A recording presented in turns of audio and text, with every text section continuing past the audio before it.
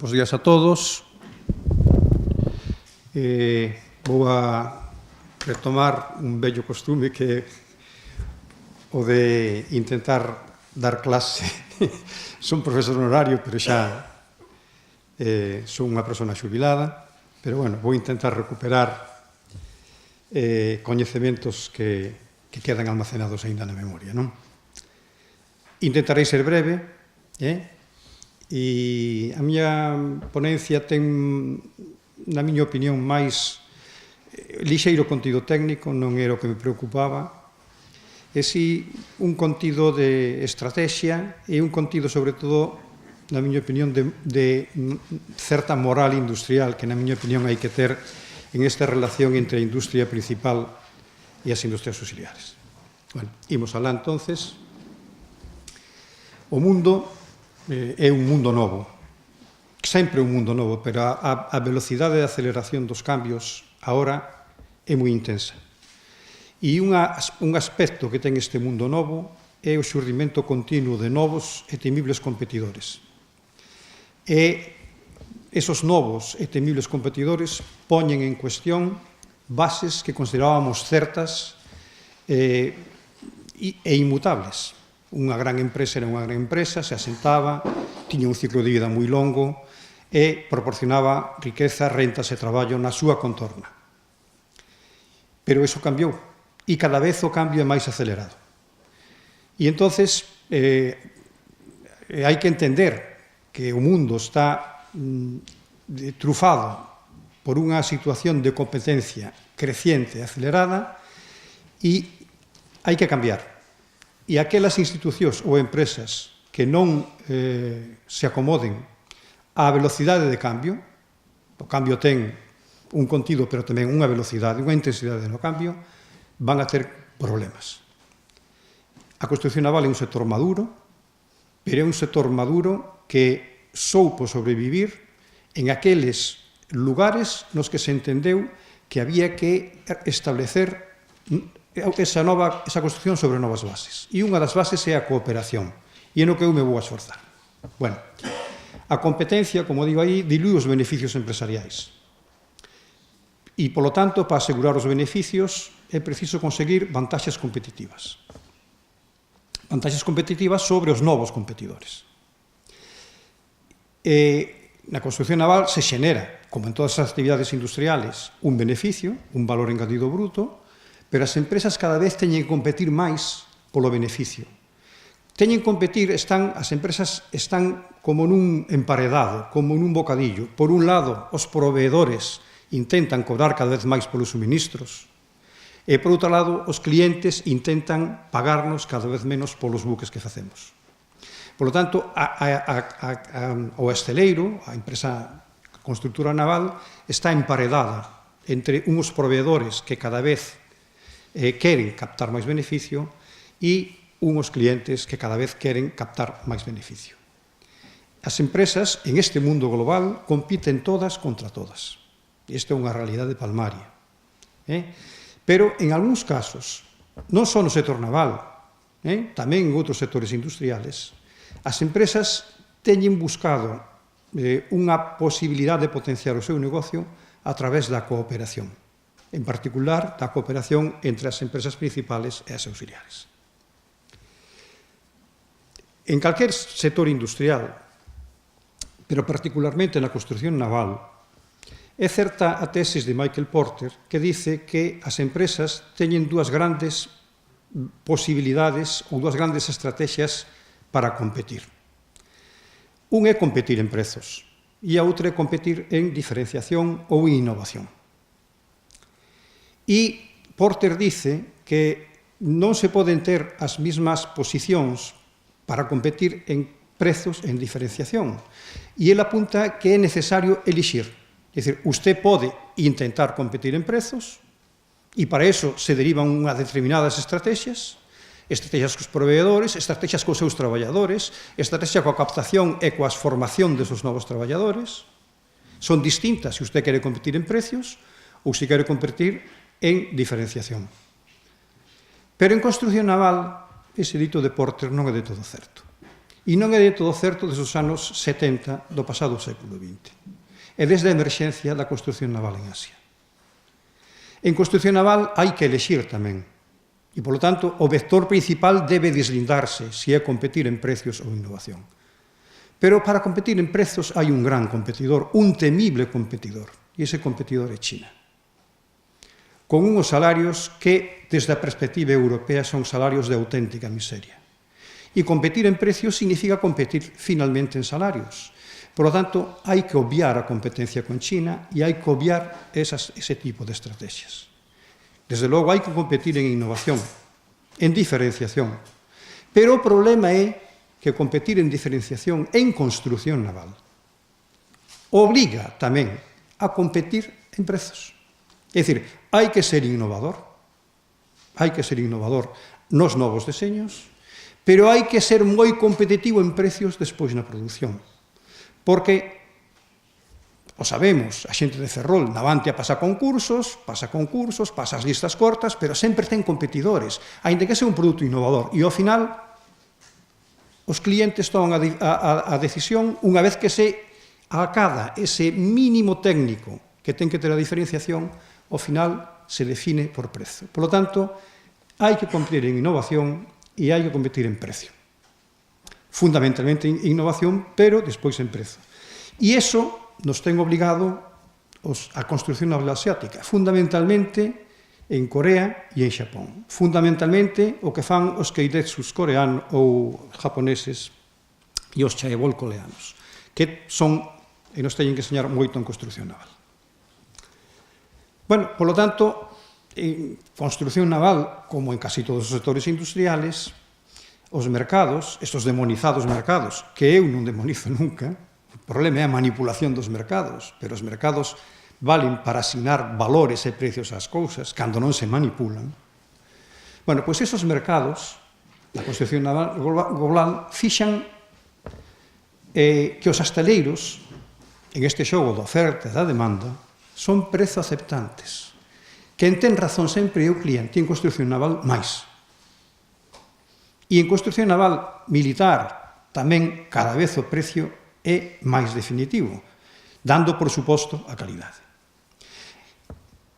Hai unha ecuación que os economistas utilizamos moito, que é como se fixan os precios de un ben, e esos precios de un ben, hai unha ecuación que dice que ten que ser o precio que nos fixa o mercado, ten que ser maior ou igual que as rentas salariales, o costa o factor traballo, as rentas empresariais e do capital, o coste das materias primas e de enerxía, os impostos que ten que pagar a empresa, de todo tipo, e os custos financeiros. Costos moi importantes no sector naval. Bueno, as rentas salariais, o precio do factor traballo, mídense en esa ecuación por un produto de a cantidade de horas traballadas, que leva unha hora, polo salario nominal promedio desa actividade industrial. E as rentas empresariais ou do capital ten que ter rentas, porque se o capital non ten rentas non se reproduce. O capital ten que ter rentas para recuperar o valor das súas inversións e para acadar un nivel mínimo de beneficio, porque se non o acada nunha actividade pode derivar os seus recursos a outra actividade na que acade máis beneficio. Por lo tanto, en calquer actividade, o capital ten que ter unha rentabilidade que chamamos rentas empresariais ou do capital. E a técnica como se fixa esa rentabilidade empresarial do capital é fixando un mark-up, un multiplicador, ese M que aparece aí, multiplicado polas rentas do traballo. O sea, sempre se fixa un M, dice, bueno, as rentas salariales son tanto, as rentas do capital son un M, un multiplicador por esas rentas salariales. Ese M é tanto máis grande, canto máis innovador e canto máis tecnolóxico sea un sector. Os sectores moi intensivos en man de obra teñen un M pequeno, os sectores moi tecnolóxicos teñen un M maior. Bueno, de todos esos elementos que aparecen en esa ecuación, que vou desarrollar a continuación, desarrolleiros moi brevemente, bueno, as rentas salariales serían H por W, V o salario nominal e H as horas, as rentas do capital serían ese multiplicador, ese markup M por HW, CMP indica os costes das materias primas e da enerxía, que son inputs, TSUP os impostos e CSUF os costes financeiros. Bueno, pois desarrollando eso e agrupándoos, nos queda a ecuación que eu expreso en estes valores máis grandes, sería que HW, H son horas, W é o salario nominal por 1 máis M, máis costes de materias, máis impostos, máis costes financeiros, teñen que ser menor ou igual que o precio que nos fixe o mercado. Bueno, lóxicamente, a empresa gana máis se consigue que a primeira parte da ecuación sea máis baixa, sempre e cando os precios sean menores que o mercado nos paga por esos precios. Como podemos rebaixar esos precios e, por tanto, ser máis atractivos para os nosos clientes? Bueno, pois se nos fixamos os términos desa ecuación, hai o término coste das materias primas, en principio, materias primas, suministros e enerxía, as hosteleiros teñen que aceptar os que na súa contorna económica se producen ou se xeneren. Eles aceptan esos precios e non os poden cambiar. Os impostos se fixan os políticos e os hosteleiros non os poden cambiar. E os costes financeiros son costes que teñen diferencias moi importantes na construcción naval mundial. Son costes moi importantes para un hosteleiro, porque o fondo de maniobra de construcción dun buque, o diñeiro que hai que invertir no buque hasta que se cobra, hai que inmobilizar moitísima cantidad de diñeiro e dependen os hosteleiros da financiación, pero cada país ten unha cultura financeira e no noso, esa cultura financeira non é favorable aos hosteleiros, mentras que en Asia sí é moi favorable, e sendo favorable dos anos 70. En calquer caso, coste de materias primas, impostos e costes financeiros son externos aos hosteleiros e os hosteleiros teñen que actuar sobre a primeira parte desa ecuación. E a primeira parte desa ecuación é actuar sobre H, que é o número de horas, que se pode disminuir ou diminuir de forma sustantiva por medio do incremento da productividade e da innovación,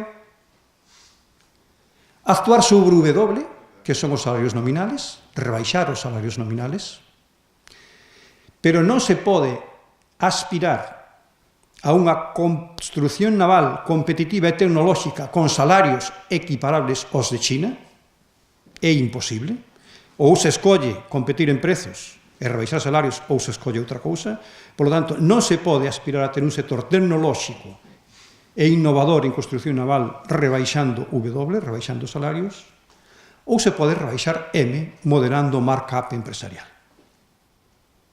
Que na construción naval, especialmente na construción naval pública, o markup é moi baixo. E xa non se pode baixar máis.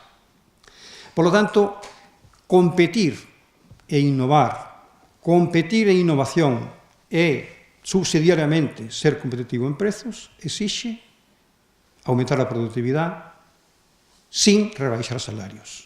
Eso é actuar sobre H. Os nosos grandes competidores dos anos 70, aparecidos nos anos 70, son os hosteleiros xaponeses. Os hosteleiros xaponeses pertenecen a grandes conglomerados industriais financeiros. Un hosteleiro non é unha empresa de síntese como en Europa, sino que un hosteleiro é unha parte de un gran conglomerado industrial que está dominado sempre por un gran banco.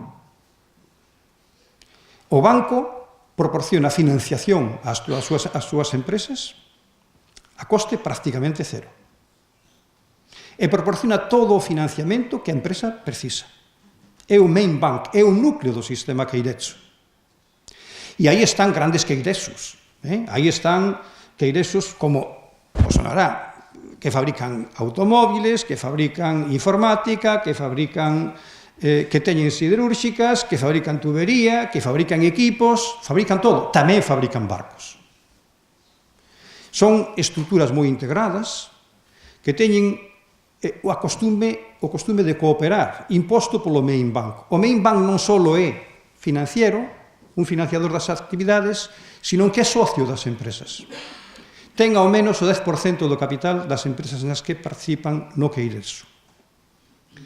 E entre os bancos que financian eso están grandes bancos. Dos grandes, entre os bancos que cito aí, que son o Mitsubishi, Mitsui, Sumitomo, Fuyu, Dai, Ichikangyo e Sanwa están entre os 10 primeiros bancos mundiales.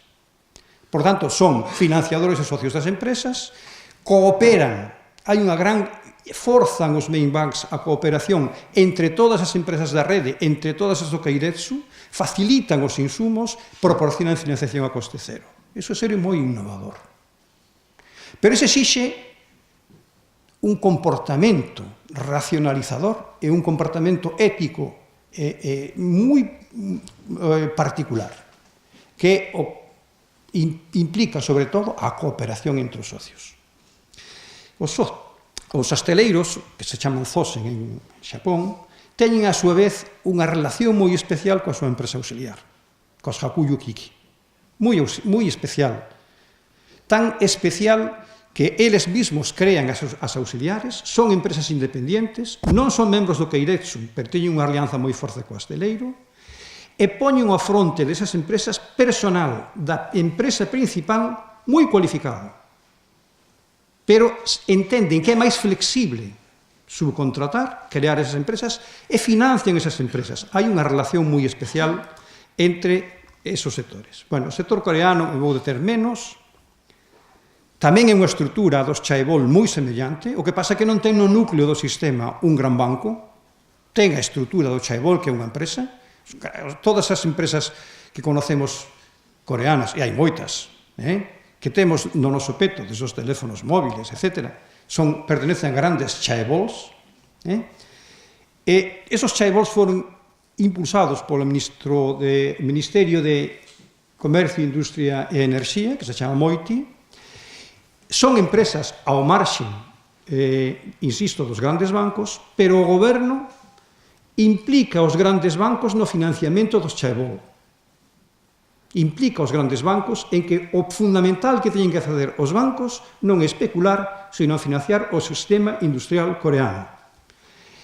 E hai unha serie de entidades financeiras, que son as que están relatadas aquí, entidades financieras especializadas.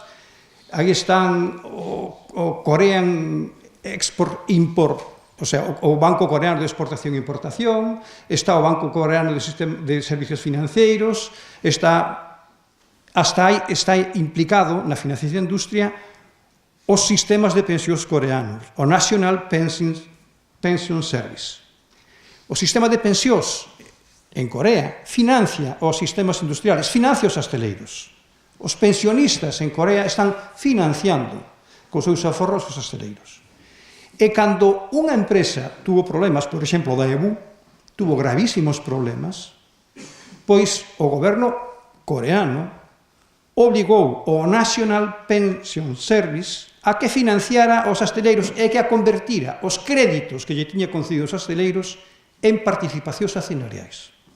É dicir, hai unha gran complicidade entre o sistema financeiro, o sistema industrial organizado en chaebols que cooperan todos, e entre os asteleiros e as súas industrias auxiliares. Por lo tanto, esos son estruturas de cooperación. Son estruturas na que moitos axentes cooperan para alcadar beneficios entre todos. As condicións de éxito nun mercado maduro como a da construcción naval pasan porque a empresa debe axeitarse de xeito continuo aos cambios e aos gustos dos seus clientes. As empresas, para poder competir no mercado mundial, teñen que ter un tamaño mínimo, equivalente, e hai moitas pequenas empresas moi boas no seu campo, pero que non teñen escala, dimensión para poder competir nos mercados internacionales e só poden competir con alianzas. Por lo tanto, para cadar en un sector, como se consta na construcción naval, dimensión global, pois unha dimensión internacional, hai que aprender a cooperar.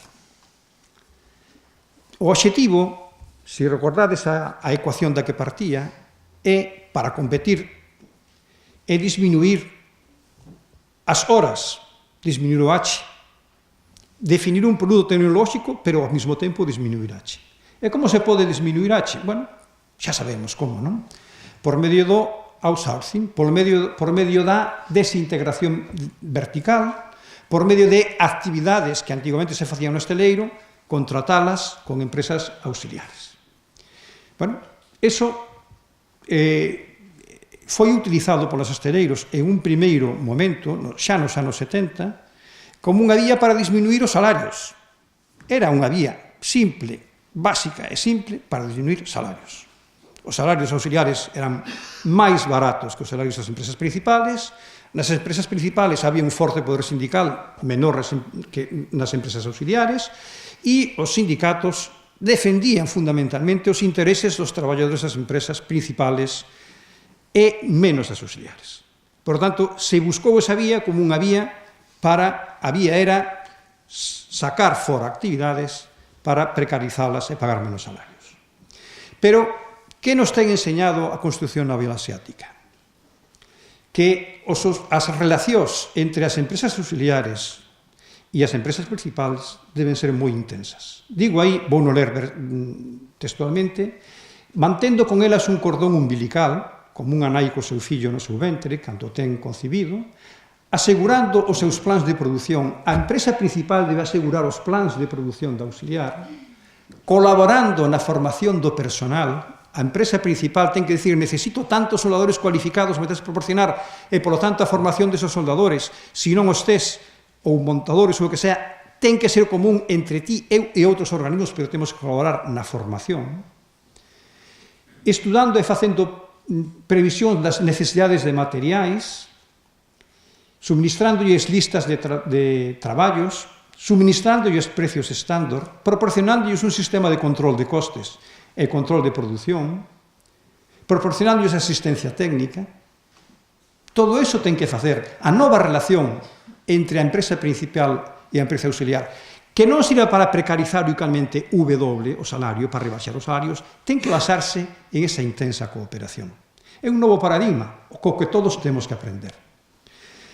Na construción naval asiática, coreana e xaponesa, ese cordón umbilical chega a establecer relacións tan estreitas entre empresas principales e auxiliares que a empresa principal colabora no financiamento das auxiliares e chega a poñer a súa fronte personal moi cualificado da matriz.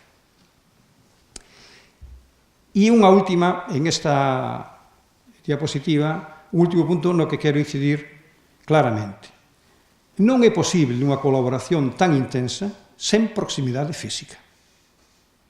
O sea, esa moda que ten a industria naval, eu creo que Navantia en particular, de contratar grandes paquetes de obra en Madrid a grandes construtoras que saben de todo e non saben de nada, non é o camiño.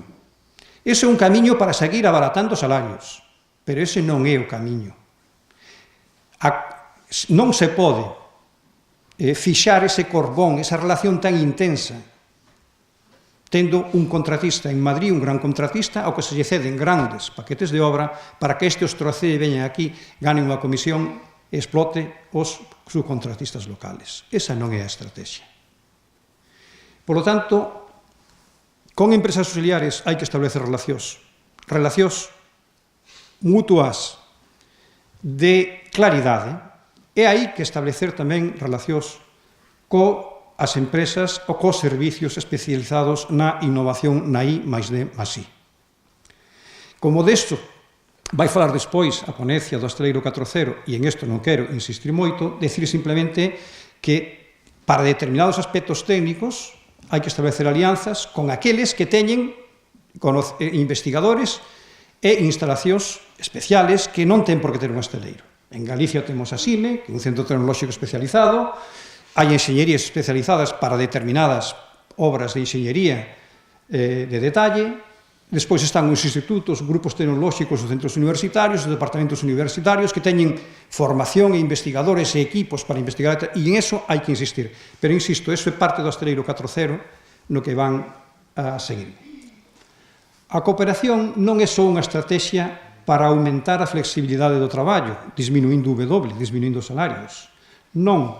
É unha estrategia, non é unha estrategia para tapar ocos, senón o establecemento de relacións moi especiais que lle proporcionan a matriz, en noso caso, Navantia, máis forza competitiva.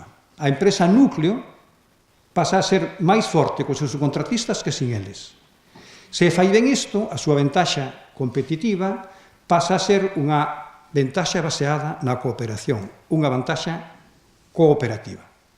Cooperar é moi importante. Por qué? Porque permite que a empresa grande, a empresa matriz, se centre nos seus aspectos máis distintivos, máis estratégicos. Porque permite aproveitarse de maior eficiencia das auxiliares en aqueles aspectos nos que son especialistas. Conseguir menores custos en actividades moi intensivas en man de obra.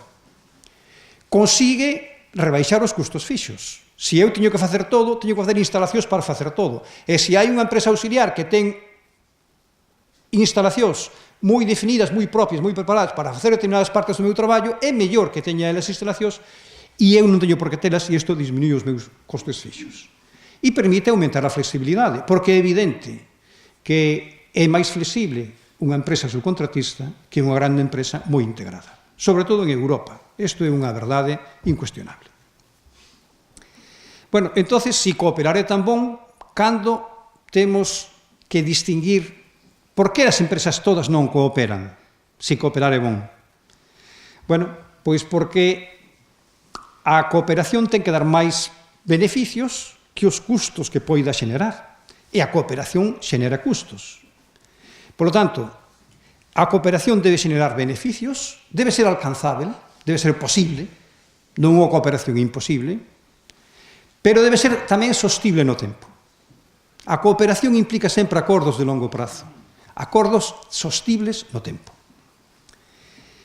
Unha cooperación é eficiente se dúas empresas consiguen xustamente o que non poden conseguir por separado, se entre as dúas consiguen rebaixar os seus custos totales. Entonces, a que se pode deber esa rebaixada de custos e por que hai que cooperar? Porque se unha empresa é grande, as empresas pequenas especializadas en determinados segmentos do seu negocio son máis flexibles que as empresas grandes. E a flexibilidade é un valor moi importante na construción. E, por outro parte, a cooperación é interesante para as pequenas empresas porque as pequenas empresas por si soas non poden acceder aos mercados globais. E só poden acceder aos mercados globais a través da colaboración cunha empresa grande. Os problemas na cooperación son os custos de transacción. Aí está o núcleo do problema, nos custos de transacción. Eu digo aí sempre que os custos externos sean menores que os internos e convinte cooperar. Pero por que moitas empresas nas que isto é evidente prefiren estar integradas e producir elas dentro e non queren soportar malia tenen que soportar costes internos máis elevados. O sea, por que, a pesar de cooperar sería bon, se negan a cooperar? Se negan a pesar de que fabricar eles internamente lle é máis caro. Bueno, porque existen custos de transacción. E aínda sendo máis barato mercar fora que fabricar internamente, se prefere esta última alternativa por mor da elevada de elevados custos de transacción. Custos que poden anular as ventaxas da cooperación. Cales son os principais custos de transacción? Porque é un termo que chamamos os economistas custos de transacción, pero cales son os principales custos de transacción na construción naval e en general en todos os sectores industriales, pero na construción naval en particular. Primeiro, os custos de perda de control sobre a innovación.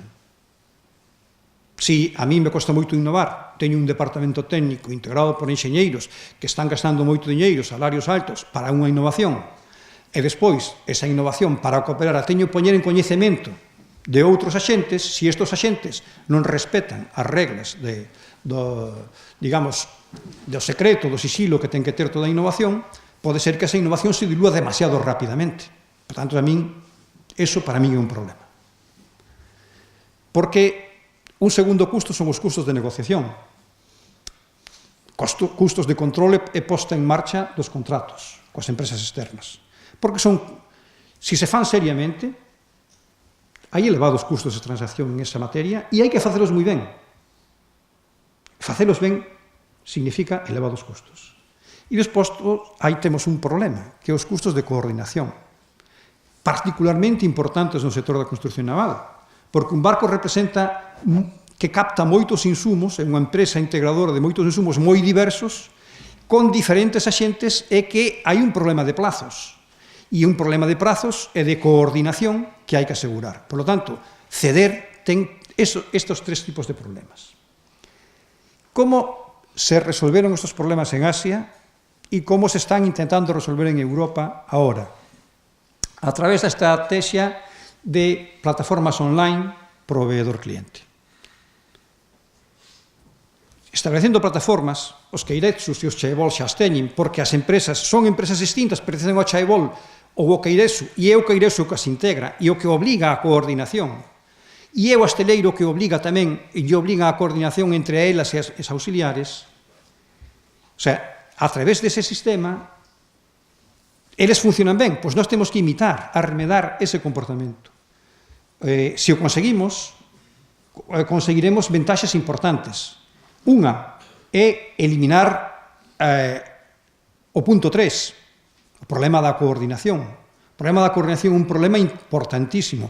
A través desas plataformas proveedores, cando a empresa principal colga na plataforma as súas necesidades e as empresas auxiliares as conocen desde o primeiro momento de definición do contrato, iso permite que haya tempos que se poden solapar máis e que poden os tempos que son moi importantes de construcción naval que se poidan ir acomodando.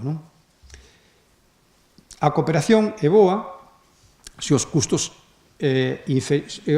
son inferiores a facer as cousas por separado e, por tanto, hai que avanzar nesa cooperación. Como conseguir e como conservar a cooperación?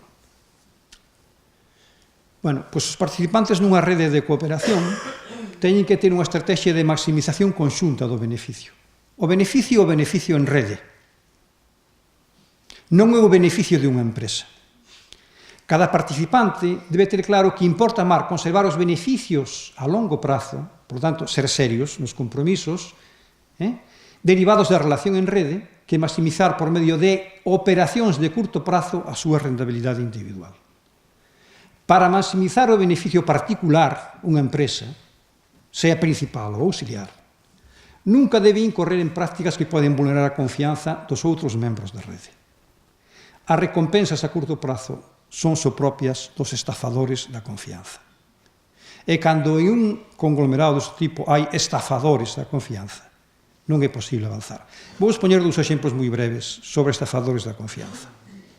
Moi breves.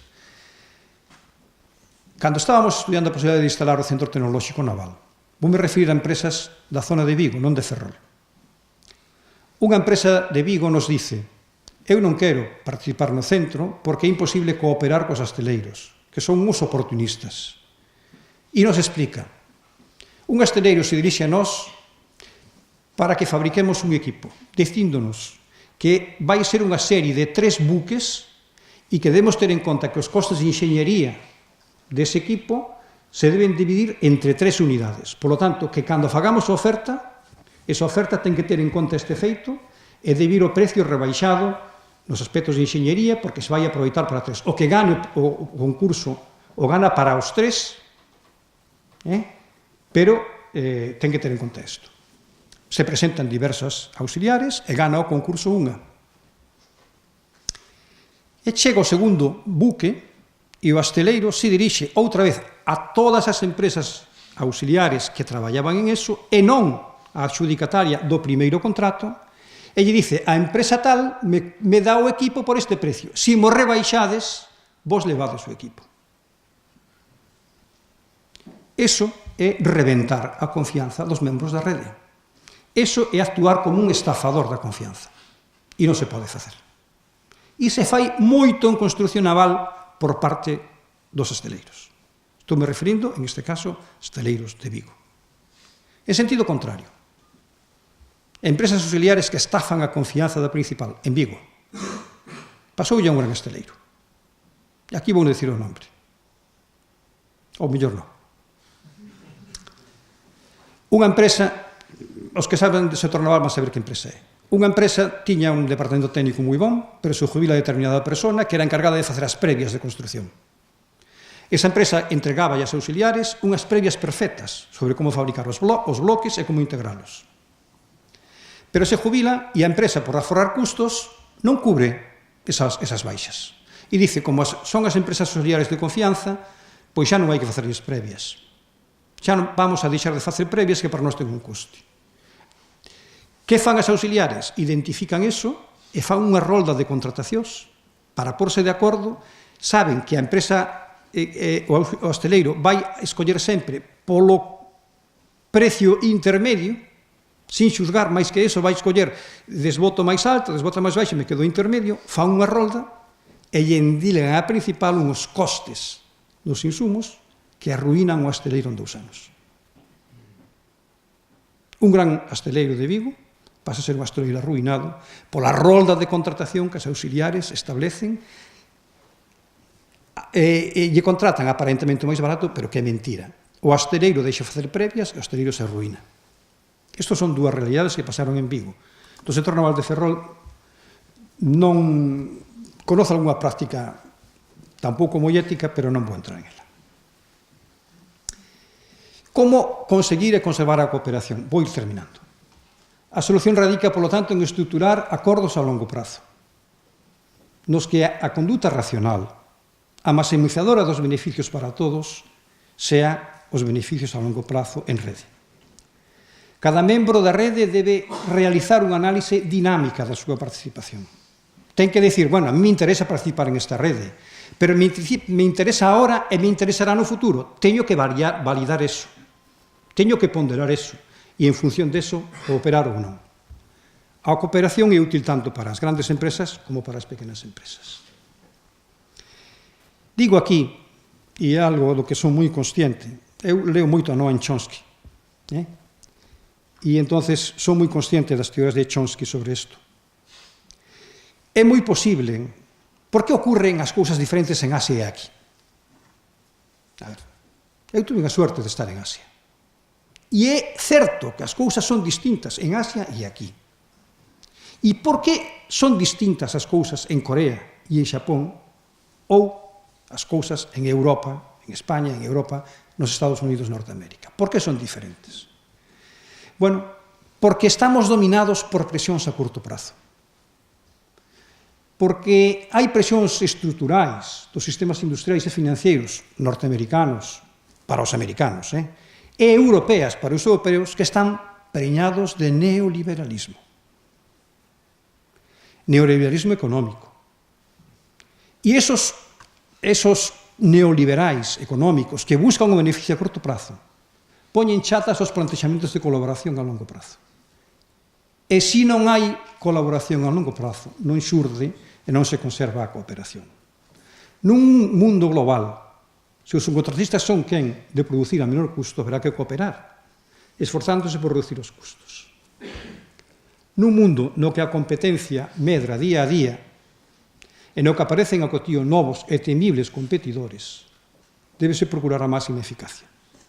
Se as compañías externas, os hosteleiros, poden producir a custos máis baixos que as grandes empresas, deben establecerse acordos de cooperación, pero intentar reducir os mínimos os custos de transacción. Bueno, e con isto eu acabei. Se queredes un pequeno coloquio,